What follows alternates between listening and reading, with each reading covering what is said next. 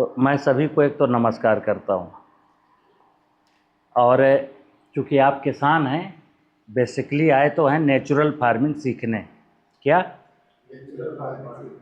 आप बात मेरी समझना, अभी हम लोग कर रहे हैं केमिकल फार्मिंग। क्या कर रहे हैं? Chemical farming. अब नेचुरल फार्मिंग आपको सीखनी है, तो पहले तो ये डिसाइड करना है कि केमिकल फार्मिंग से क्या दिक्कत क्या है। जैसे आप नेचुरल फार्मिंग सीखना चाहते हो, मैं चाहता हूं देश का किसान नेचुरल फार्मिंग करे। अभी क्या कर रहा है? केमिकल फार्मिंग कर रहा है। तो नेचुरल फार्मिंग तब तक प्रारंभ नहीं हो सकती जब तक कि मैं केमिकल फार्मिंग छोड़ करके नेचुरल फार्मिंग पर क्यों जाना है, क्यों का उत्तर खोजना है। नेचुरल फार्मिंग यानी प्राकृतिक खेती क्यों करें, क्यों करें प्राकृतिक खेती। तो पाएंगे आप कि अब हम नेचुरल फार्मिंग बाद में शुरू करेंगे। पहले हम ये देखते हैं कि अभी मैं क्या कर रहा हूं। अभी मैं रासायनिक खेती कर रहा हूं। क्या? अभी मैं रासायनिक खेती कर रहा हूं।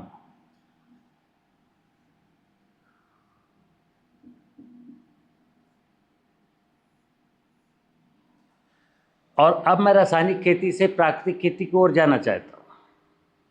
तो मैं पूछ रहा हूं क्यों, क्या दिक्कत है। तो दिक्कत देखिए, आप अगर आप बताएं, आप अपने अंदर से झांकें, दिक्कत क्या है। अभी तक गवर्नमेंट ने किसी भी सिस्टम में जो नेचुरल फार्मिंग करो, नेचुरल फार्मिंग करो, पहले तो बताओ क्यों करे किसान, कैसे करे किसान। पहले तो क्यों करे, फिर कैसे करे, क्या लाभ होगा, वो सब उत्तर जीरो हैं। बस करो। तो रासायनिक खेती से नुकसान क्या, वो देखिए आप। हमारा देश 1960 से रासायनिक खेती प्रारंभ किया। कब से? 1960 से। हालांकि 1960 में बहुत ज़्यादा फर्टिलाइज़र का प्रयोग शुरू नहीं हुआ, लेकिन 70 तक आते आते यूरिया खूब प्रयोग होने लगी। फिर 80 के आते आते डीएपी भी खूब प्रयोग होने लगी। फिर पोटास का भी प्रचार शुरू हुआ। फिर पेस्टिसाइड का प्रयोग शुरू हुआ। फिर नकदी फसलों का चलन आया। और आज जहां मैं खड़ा हूं, आज 2026 जून का महीना, हमने 1960 से हरित क्रांति में जो चीज़ें थीं वो मैंने प्रारंभ की, और आज मैं आ गया 2026। हमारी उपलब्धि क्या है? उपलब्धि है कि जो 60 मिलियन टन, यहाँ पर जो 60 मिलियन टन खाद्यान्न था, आज हमारा 330 मिलियन टन हो गया। यानी देखिए, अब हम 1960 में 60 मिलियन टन खाद्यान्न पैदा करते थे, और आज मैं 330 मिलियन टन खाद्यान्न पैदा करता हूं। और कहा यह गया था कि देश को खाद्यान्न के क्षेत्र में आत्मनिर्भर बनाने के लिए, हम देश के लोगों को खाद्यान्न की प्रचुर मात्रा में भरपाई हो सके, उसके लिए मैं ग्रीन रेवोल्यूशन में ये काम किया। तो क्या हुआ था, 1990 में हमारे पास 190 मिलियन टन खाद्यान्न हो गया था। यानी 1990 में मैं आत्मनिर्भर हो गया था। कुछ बुद्धिजीवी हैं जिन्होंने ये देखा कि इस 30 साल की अवधि में मैंने यहाँ पर 130 मिलियन टन खाद्यान्न बढ़ा लिया, लेकिन ये खाद्यान्न बढ़ गया, लेकिन मैंने क्या खोया। क्या खोया? तो खोने में मुझे पता चला कि मैंने अपनी ज़मीन की फर्टिलिटी खोई, मैंने ज़मीन के नीचे का भूगर्भ जल स्तर खोया, हमने बायोडाइवर्सिटी नष्ट की, हमने लोगों को बीमार बनाया। इस भारी भरकम रसायनों की लागत से किसान कर्ज में डूबा, लोगों को बीमारियां हुई, तो बुद्धिजीवियों को चिंता हुई। अब दो प्रकार के इंटेलेक्चुअल लोग, एक बुद्धिजीवी वो जिनको इस बात की चिंता हुई, तो उन्होंने कहा कि जैविक खेती, प्राकृतिक खेती, प्रारंभ 90 के दशक से प्राकृतिक खेती, जैविक खेती की चर्चाएं चल रही हैं। लेकिन एक वर्ग और है जो इस व्यवस्था का हिस्सा बन गया, जिनको फर्टिलाइजर बना के बेचना है, जिनको पेस्टिसाइड बना के बेचना है, जिनको कृषि यंत्र बना के बेचना है, जिनको किसान के साथ धंधा करना है। अब वो सोच रहे हैं कि अरबों खरबों का धंधा मैं क्यों बंद करूं? तो एक लाभी चाहती है कि ये रासायनिक खेती बंद हो, और एक लाभी चाहती है कि ये बंद ना हो, और जो चाहती है बंद ना हो वो लाभी बहुत बड़ी है, जिसके आगे सब नतमस्तक हैं। लेकिन चलिए, ये तो शासन प्रशासन सिस्टम की बात हुई कि ये सिस्टम का कुछ वर्ग चाहता है कि नेचुरल फार्मिंग हो, कुछ वर्ग चाहता है कि ना हो। अब मैं किसान से पूछता हूँ, आप किसान हैं, आप क्या चाहते हैं? क्योंकि इस फार्मिंग में क्या हो रहा है, ये 300, देखिए, जब मेरे देश का किसान केवल 60 मिलियन टन पैदा करता था तब उसके पास कोई कर्ज नहीं था। आज हमारा किसान 330 मिलियन टन पैदा करता है, लेकिन अब उसके पास। तो एक सवाल किसान से आना चाहिए, क्या कि हम कृषि उद्योग के मालिक, हम कृषि उद्योग के मालिक,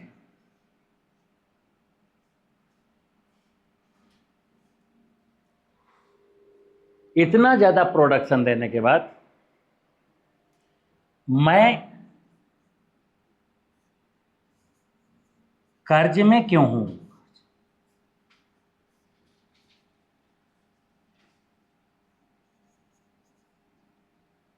ये किसान को सोचना चाहिए कि जब तुम्हारे फोर फादर केवल 60 मिलियन टन खाद्यान्न पैदा करते थे तब भी वो आपके ऊपर कोई कर्जा,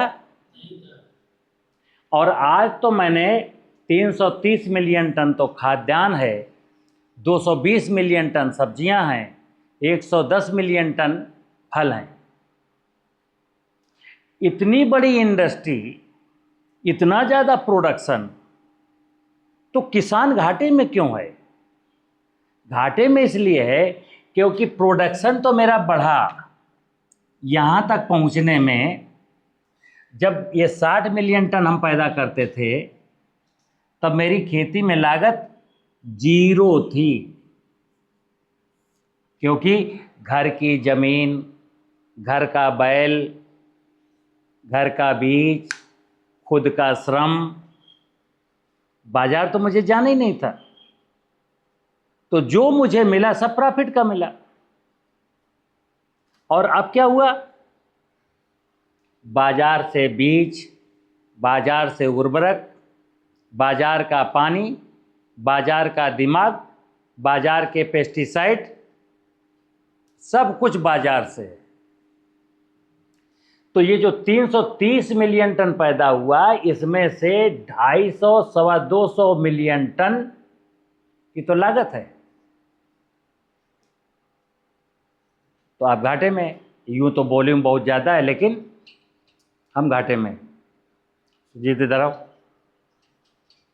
इसको ज़रा पॉज करो। हाँ, क्या है बेटा?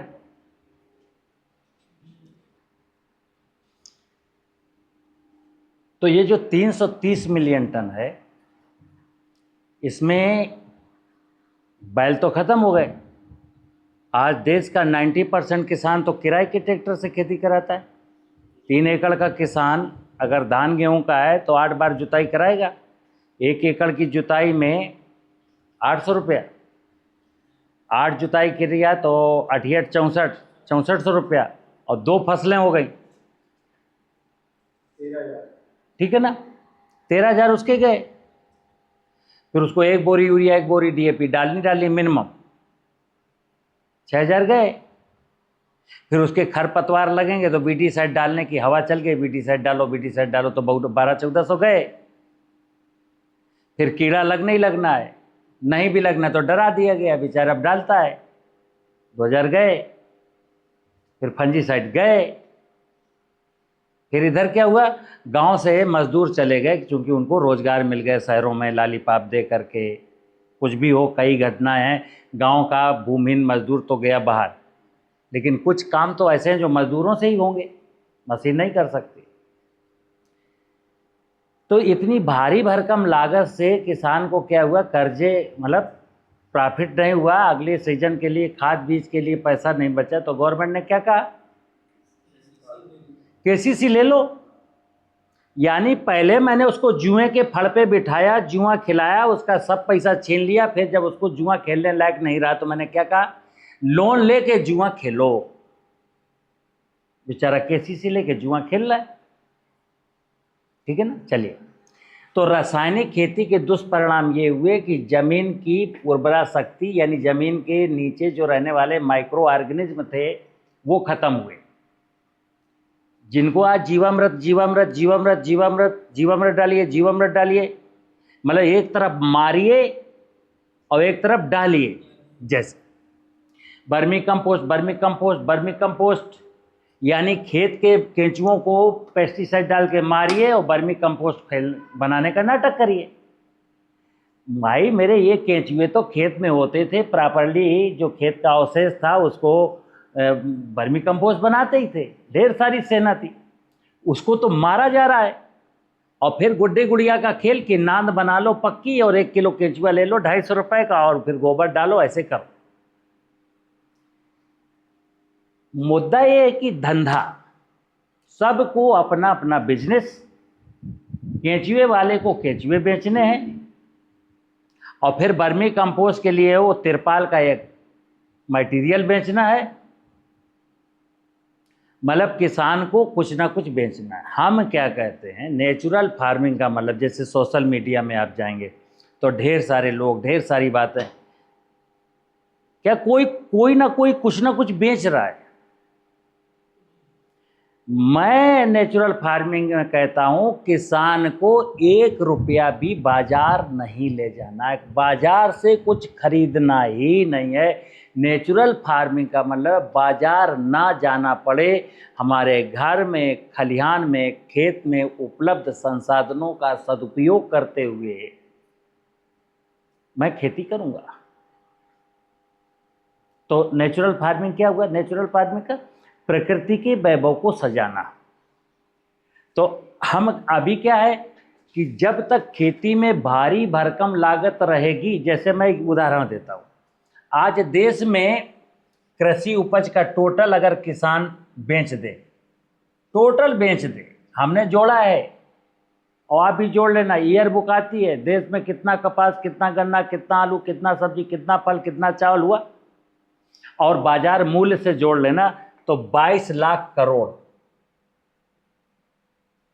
अगर किसान अपनी पूरी उपज बेच दे, कुछ भी ना रखे, तो कितना मूल्य है, 22 लाख करोड़ दोनों सीजन का। आप सुनिए, अब किसान 4.5 लाख करोड़ रुपए का तो रासायनिक उर्वरक उपयोग करता है, हालांकि इसमें 3 लाख करोड़ की सरकार की सब्सिडी है, 3 लाख की, लेकिन देश का पैसा तो है। 4.5 लाख करोड़ का तो रासायनिक उर्वरक लगा, और सच्चाई ये कि 8 लाख करोड़ रुपए का फसल सुरक्षा रसायन उपयोग करता है, और पंप सेट ट्रैक्टर जो चल रहा है 1,10,000 करोड़ का डीजल खर्च करता है।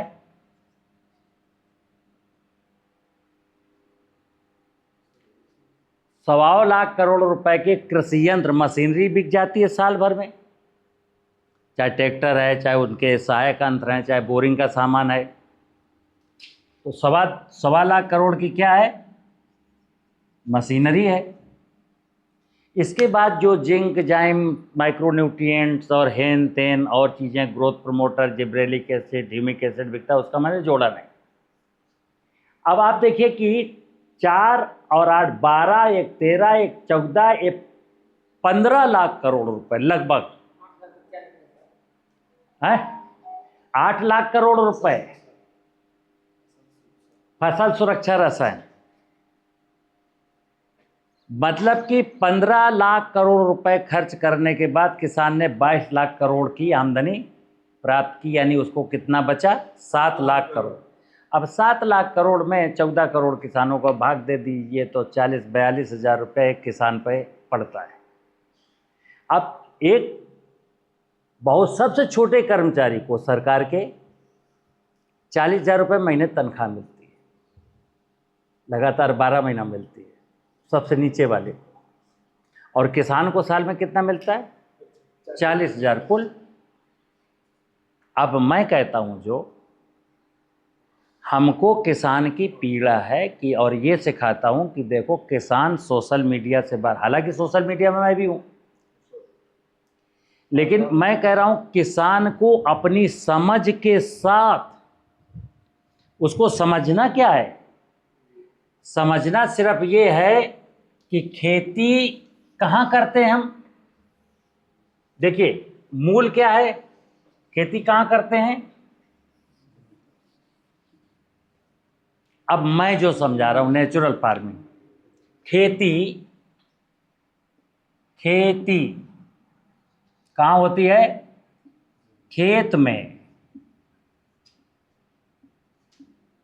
और खेती कैसे कहते हैं, खेत में फसलों को बोना, खेत में फसलें बोना, ये खेती। खेत में फसलें बोना, आज क्या हो रहा है, खेत में फसल बोना, मोनोकल्चर। मोनोकल्चर बिल्कुल खेती नहीं है। मोनोकल्चर का मतलब है खेती का असत। मोनोकल्चर का है किसान की देर सवेर बर्बादी। आज हो सकता है मोनोकल्चर करके कोई जीत भी गया हो, लेकिन आने वाले वक्त में वो बर्बाद हो जाएगा, क्योंकि खेती खेत में, अब खेत का क्या है, ये भूमि है। खेत की परिभाषा क्या है, इस खेत में जिसमें जीवांश कार्बन 1% से अधिक हो, जिस खेत के नीचे भूगर्भ जल स्तर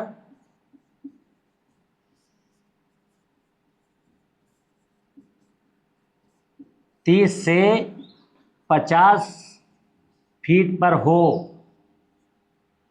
खेत जिसका 15 से 20% भाग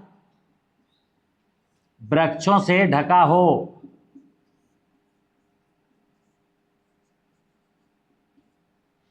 खेत मतलब जिसकी मेड़ें बनी हों,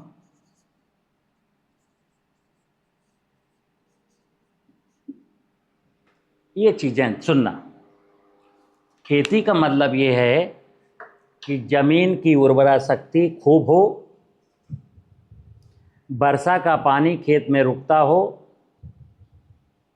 जमीन, जल, जंगल, खेत की मेड़ों पर पेड़ हो, और जीव खेत के नीचे नाना प्रकार के चींटी, चींटा, सांप, बिच्छी, चूहा और सूक्ष्म जीव हों।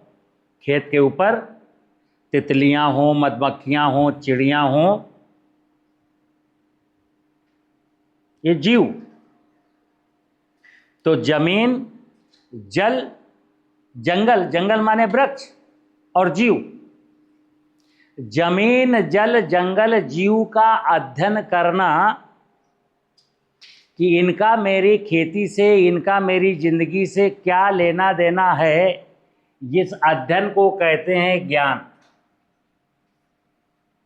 माने कि जमीन से हमारे संबंध क्या हैं, जमीन कैसी होनी चाहिए और कैसी हो गई है। जल, भूगर्भ जल हो चाहे सरफेस वाटर हो, चाहे जमीन में पानी रोकने की सामर्थ्य हो, रहीमन पानी राखिए बिन पानी सब सून, पानी मिले न उबरे मोती मानस चूर। यानी पानी से मेरा रिश्ता है। जंगल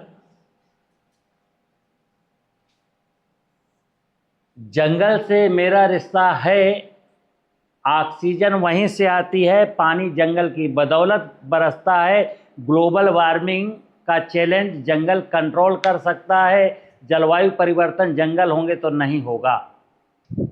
जंगल और जीव, जलाशय में जलचर हैं, जमीन में थलचर हैं, आसमान में नभचर हैं। ये सारी ड्यूटी कि जमीन फर्टाइल रहे, पानी बना रहे, जंगल बना रहे, ये किसकी है? जन की, मतलब मनुष्य की। अगर हमने प्राकृतिक खेती में जमीन की फर्टिलिटी को बढ़ाया, खेत की मेड़ें बनाई, खेत की मेड़ों पर पेड़ लगाए और किसी भी जीव को पेस्टिसाइड डाल के नहीं मारा, यही ज्ञान है और यही समस्या का समाधान है। वर्तमान में खेती में जितनी भी समस्याएं हैं उन सब का समाधान यही है। इसी को मैं कहता हूँ सनातन की व्यवस्था। जैसे मैंने यहाँ लिखा, सनातन का मतलब है पंच महाभूत, भूमि, गगन, वायु, अग्नि, नीर। और ये जंगल और जीव किसने बनाए? पंच महाभूत में जमीन, पंच महाभूत का एक हिस्सा भूमि, नीर, जल, और फिर सूरज ने, आकाश ने, वायु ने मिलकर के किसको बनाया? नाना प्रकार की वनस्पतियों को, नाना प्रकार के जीवों को। तो सनातन, पंचमहाभूत या भगवान और पंचमहाभूत के द्वारा बनाई गई धरती पर 84 लाख योनियों की माया और धरती का सबसे खूबसूरत प्राणी मनुष्य, ज्ञानावतार, इसकी ड्यूटी बनती है कि वो इस सत्य को जाने। ये ज्ञान है, कहते हैं ना, मानव जीवन के कल्याण के 3 मार्ग हैं। ज्ञान मार्ग, पहले तो मैंने इसको जाना, जाने के बाद देखा कि इनसे मेरे क्या क्या संबंध हैं। तो संबंध तो हैं, बिना पानी के मर जाओगे, बिना उर्वर जमीन के मर जाओगे, जंगल के बिना मर जाओगे, जीवों के बिना तुम मर जाओगे। लेकिन अभी मरे नहीं हैं तो लोग क्या सोचते हैं? अरे ठीक है यार, आगे जो कुछ होगा देखा जाएगा, अभी तो कागज का नोट आने दो। पूरी दुनिया,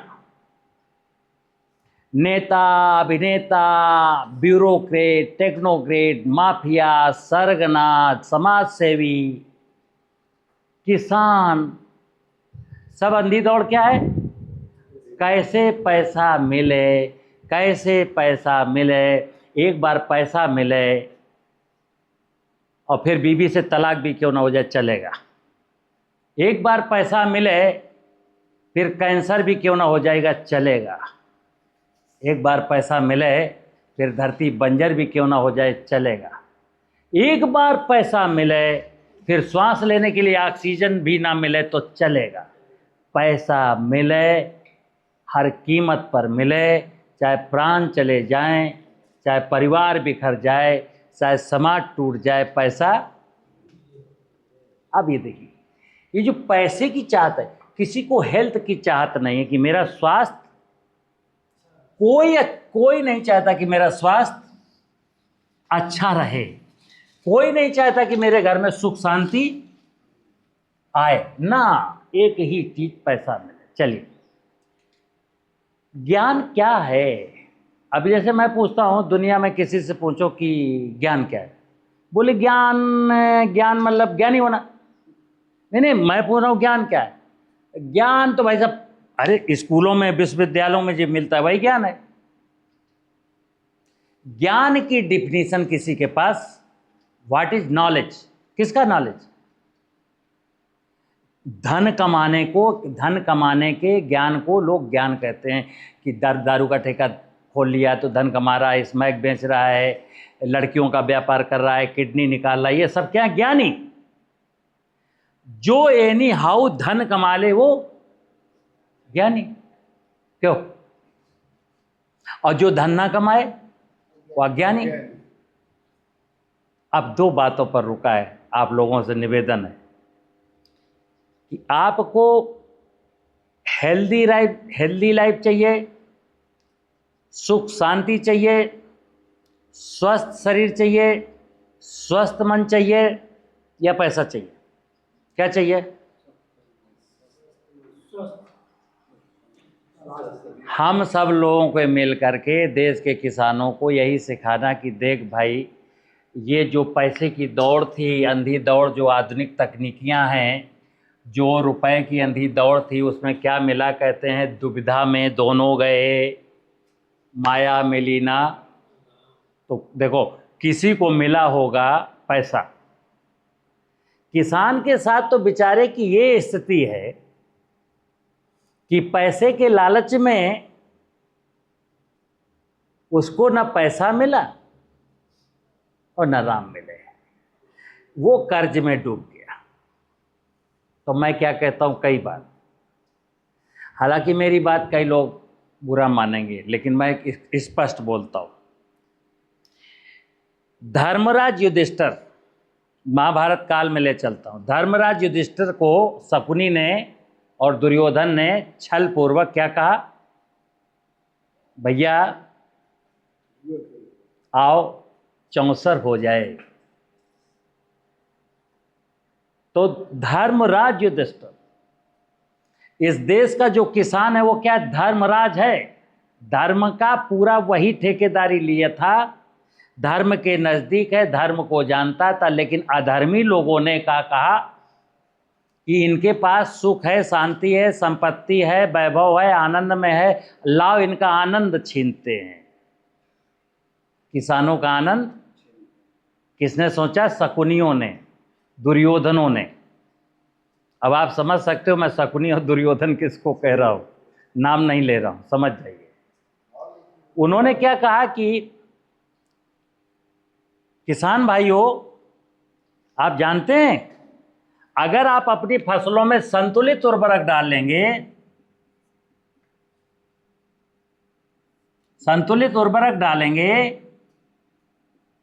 तो पैदावार 2 गुना हो जाएगी। किसान ने कहा है पक्का, यानी धन 2 गुना हो रहा है। तो उसने एक पासा चला, दांव चला, किसका? लो 2000 रुपया, लाओ फर्टिलाइजर। लेकिन उसकी पैदावार 2 गुनी नहीं हुई, पैदावार हो सकता है 2 गुनी हो गई, लेकिन इधर खर्चा तो चला गया दांव लगाने पर। और आगे देखिए, फिर किसी ने कहा कीट बीमारी खरपतवारों को मारोगे तो पैदावार 2 गुना। फिर उसने एक दांव लगाया पेस्टिसाइड खरीदने का। फिर उन्होंने कहा अगर बैल बेच दो, ट्रैक्टर खरीद लो तो बहुत आसान हो जाएगी जिंदगी। तो उसने 12 लाख का यहां भी दांव लगा दिया। दांव लगाता रहा और हुआ क्या देखना आप। दांव लगाते लगाते धर्मराज युधिष्ठिर ने पहले अपना मुकुट हारा।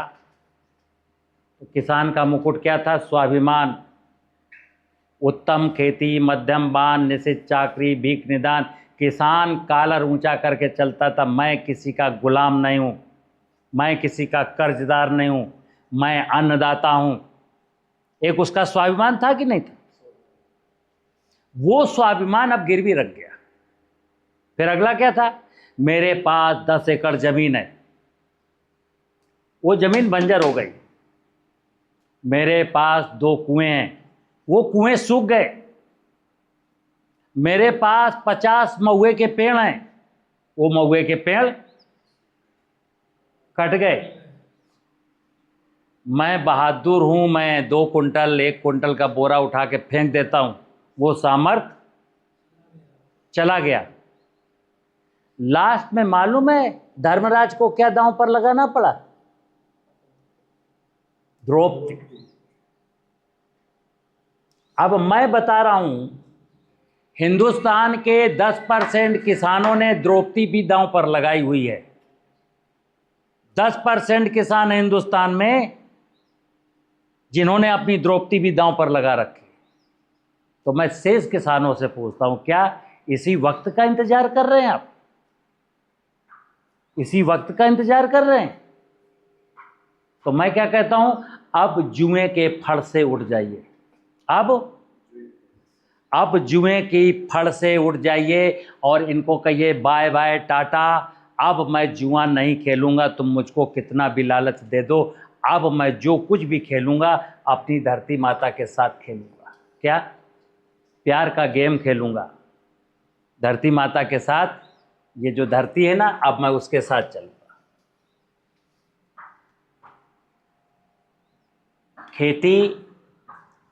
खेती का जो निवेश है, खेती, मैं अक्सर बोलता हूं खेती के 2 निवेश हैं। पहला है श्रम, दूसरा है दिमाग। श्रम तो मशीनरी ले गई और दिमाग वैज्ञानिक खा गए। अब खेती में दिमाग किसका है? वैज्ञानिकों का। और श्रम किसका है? मशीनों का। किसान क्या करता है? सही बताओ। लकड़ियाँ खेलना है, खुराफात करना, राजनीति में लिप्त रहना। प्रधानी के इलेक्शन में घुस गए, 2 महीना गए, फिर नगर पंचायत के इलेक्शन में गए, फिर विधानसभा के इलेक्शन में गए, फिर लोकसभा के इलेक्शन में गए। यानी कि पूरा देश राजनीति में उलझ गया। अरे राजनीति से आपको क्या लेना? जिस दिन वोट डालना हो चले जाना, जिस पर मोहर लगानी हो, बटन दबानी हो, दबा के चले जाना। 365 दिन आप काम करिए यार। तो देखिए, एक नौकरी वाला व्यक्ति है, सरकारी नौकरी, 365 दिन में उसको करीब करीब 80 दिन की छुट्टी मिल ही जाती है। यानी 280 दिन तो काम करता है, तब उसको तनख्वाह कितनी मिलती है? 1 लाख। एक बनिया की नौकरी करता है, यहाँ 365 दिन में सिर्फ 40 दिन नौकरी में, मतलब 40 दिन छुट्टी मिलती है। यानी काम कितना करता है? 325 दिन। किसान किसका नौकर है? किसान किसका नौकर है? किसान प्रकृति का नौकर है, परमात्मा का नौकर है, भगवान का नौकर है, सनातनी व्यवस्था का नौकर है।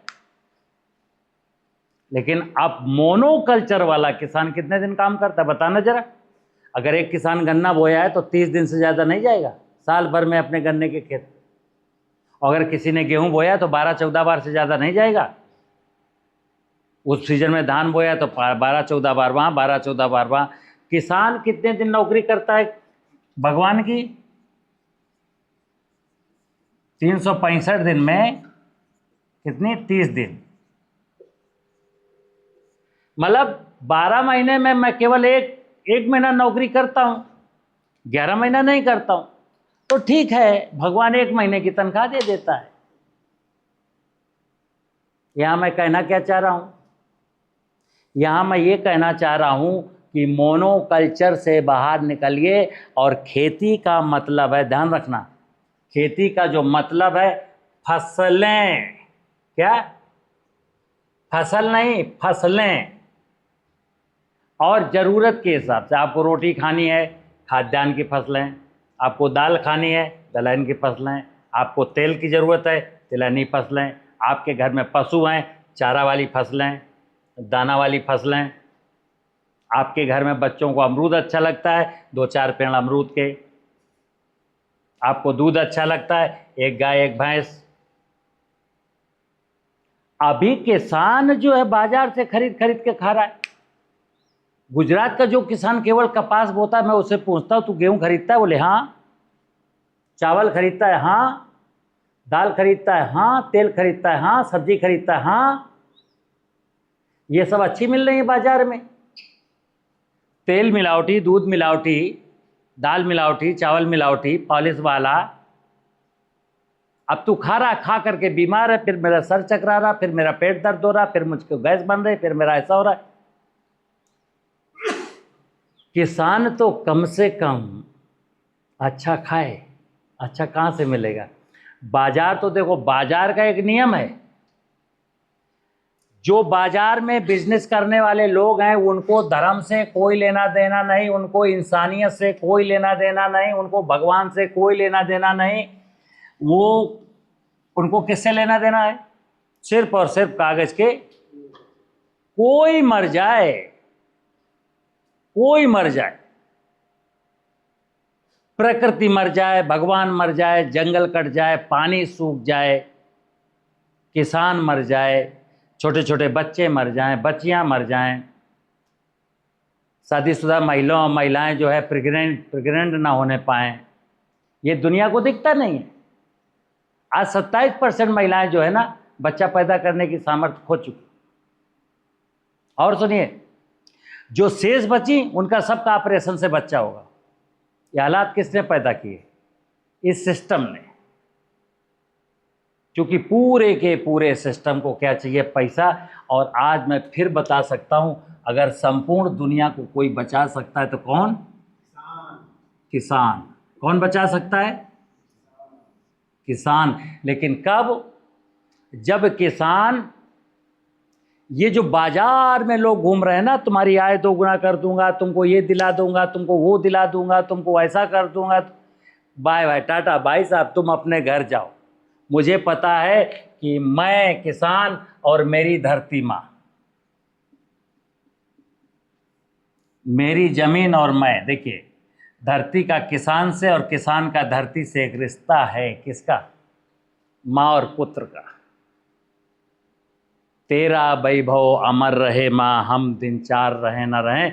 यानी धरती का वैभव अमर रहना चाहिए हर सूरत में, मैं मरूं या जीऊं। मतलब धरती की उर्वरता की कीमत पर मुझे कोई सौदा मंजूर नहीं है।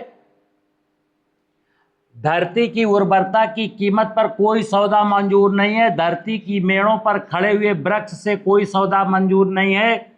धरती में रहने वाले जीव जंतुओं की सुरक्षा मैं करूंगा, कोई समझौता मंजूर नहीं है। वर्षा का पानी मैं रोकूंगा, कोई समझौता मंजूर। इतनी चीजें तो ध्यान रखिए। क्योंकि भगवान की पूजा का क्या मतलब है? भूमि की पूजा क्या है? जैसे कहते हैं ना शिव की पूजा, ये धरती शिव है। मैं फिर बताया, पहले बोला था, मैं डंके की चोट पर कहता हूं कि आज दुनिया में जो लोगों ने आम आदमी को शिव का स्वरूप दिखाया, मैं कह रहा हूं झूठ है, झूठ है, झूठ है। शिव का वास्तविक स्वरूप ये धरती ही है। क्योंकि समुद्र मंथन में यही धरती विष पी सकती है। कोई मनुष्य जैसा अगर कोई व्यक्ति है तो कहा गया पौराणिक कथाओं में कि शिव ने फिर हलाहल पी लिया और अपने कंठ में रोक लिया। जरा रोक के कोई दिखाए। समुद्र मंथन से निकलने वाला विष कोई 2, 3, 4, 10 ग्राम था क्या? हजारों लाखों मिलियन टन था। तो कोई आदमी रोक लेगा यहां पर, और उसके बाद शिव ने खाना ही नहीं खाया, आज तक रुका हुआ है वहीं। गजब बात है। धरती ने पिया था और ऊपरी की सरफेस पर, अपर सरफेस पर रोक लिया था, ताकि शिव के जो गण हैं, शिव धरती में रहने वाले जो जीव हैं, इस विष को प्रोसेस करेंगे और जब तुम फसल बोगे तो जीवांश बनाएंगे। और बोई गई फसल को जीवांश ही चाहिए। ध्यान रखना, मैं बार बार बोलता हूं, जैसे साइंस कहती है फसल को nitrogen, phosphorus, potash, zinc, sulphur, manganese, copper, झूठ का विज्ञान है। जब ये विज्ञान नहीं था तो क्या फसलें नहीं होती थी? जैसे मनुष्य के बारे में कहा गया कि एक मनुष्य को क्या डाइट लेनी चाहिए, इतना ग्राम कार्बोहाइड्रेट, इतना ग्राम प्रोटीन, इतना मिल्क, एक अंडा, इतना हरी सब्जी, इतने विटामिन, इतना फैट। अरे भाई, सदियों से चटनी रोटी दाल रोटी खाते आए लोग, दूध रोटी मठा रोटी, तब ये डाइट है नहीं थी तो लोग बहादुर थे। और आज जब से मेडिकल साइंस ने कहा डाइट ऐसी लेनी चाहिए, तो 10 किलो की अटैची नहीं उठ रही, 2 पहिए लगे हैं स्टेशन पर, देखिए खिसकाए घूम रहे हैं लोग। 10 किलो कपड़े हैं सिर्फ, लेकिन उठ। मैं फिर बोलूंगा कि विज्ञान का नाम है क्या, जैसे सत्यानाश नहीं है। विज्ञान बहुत पवित्र विषय है, बहुत पवित्र है, विज्ञान में कोई दोष नहीं है। लेकिन विज्ञान का जो दुरुपयोग करते हैं, उन्होंने विज्ञान का ऐसा सत्यानाश किया। विज्ञान का तो परिभाषा है कि किसी भी विषय के क्रमबद्ध ज्ञान को विज्ञान कहते हैं। अब जैसे कृषि विज्ञान है, क्या कृषि विज्ञान, तो क्रम क्या है कृषि का, पहले जमीन है, पहले क्या है भूमि है, क्योंकि खेती कहाँ होगी, भूमि में। जब भी खेती की बात होगी तो कहाँ, पहला क्या है भूमि, तो यहीं तो फसल बोएंगे। तो पहले भूमि का अध्ययन, भूमि की उर्वरता कैसी है, भूमि की बायोलॉजिकल प्रॉपर्टीज कैसी हैं, भूमि की फिजिकल प्रॉपर्टीज कैसी हैं, उसकी केमिकल प्रॉपर्टीज कैसी हैं, ये प्रॉपर्टीज कैसे नष्ट होती हैं, कैसे बनती हैं। तो फिर बता दूं, जिस किसान ने अपने खेत की मेड़ काट डाली है और बारिश का पानी नहीं रुकता है, मैं लिख के दे रहा हूं, ऐसा देश दुनिया में कोई किसान नेचुरल फार्मिंग नहीं कर सकता।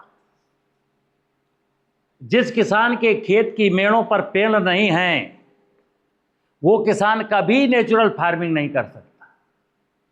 और जो किसान सिर्फ गेहूं बोता है, चना मटर मसूर सरसों नहीं बोता, वो किसान कभी नेचुरल फार्मिंग को समझ ही नहीं पाएगा।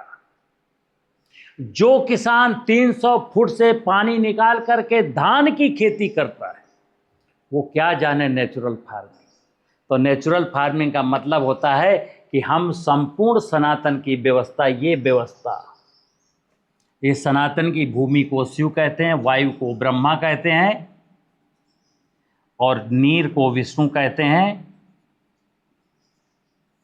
और वनस्पतियां माता पार्वती हैं। देखिए आप, 3 देव रक्षा करें, ब्रह्मा विष्णु महेश। और फिर माता पार्वती के लिए ये गगन वायु अग्नि नीर, माता पार्वती खूबसूरत बनी रहे, इसके लिए पूरे देवता समर्पित हैं। इस विषय का ज्ञान होना मनुष्य को, इस विषय का मनुष्य को ज्ञान होना, जैसे ज्ञान का मतलब क्या है, ज्ञान शब्द कहां से आया हकीकत, तो फिर पौराणिक कथाओं में चलिए। ज्ञान का उदय हुआ है गणेश से। पहले भी ब्रह्मा विष्णु, धरती भी थी, वायु भी थी, ब्रह्मा भी थे, आकाश भी था, सूरज भी था। इनको जिनको हम आदमी के रूप में दर्शाते हैं कि ब्रह्मा है विष्णु महेश हैं, ये थे, पूरी कायनात थी। लेकिन ज्ञान का जो उदय है वो निकला है गणेश जी से।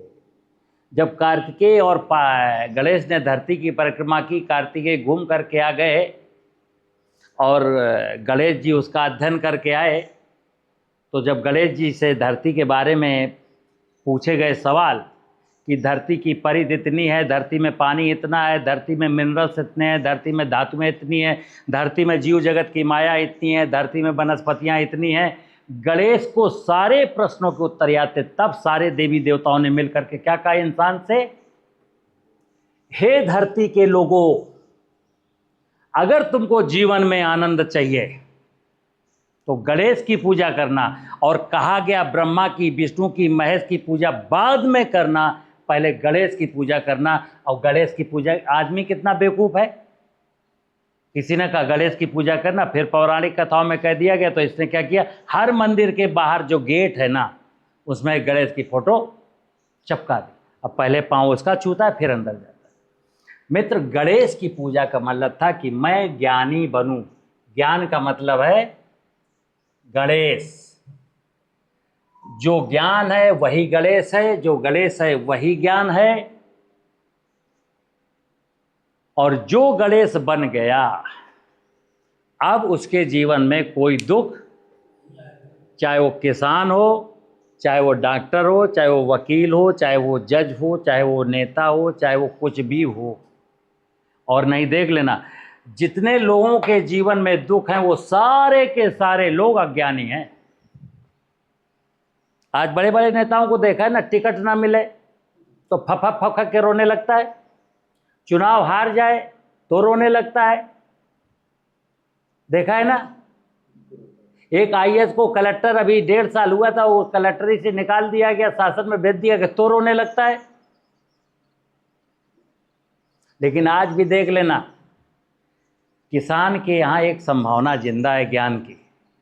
5 एकड़ मटर था, ओला गिर गया, लेकिन रोता नहीं है, धैर्य है। इसलिए मैं कह रहा हूं कि किसान जिंदा दिल इंसान है।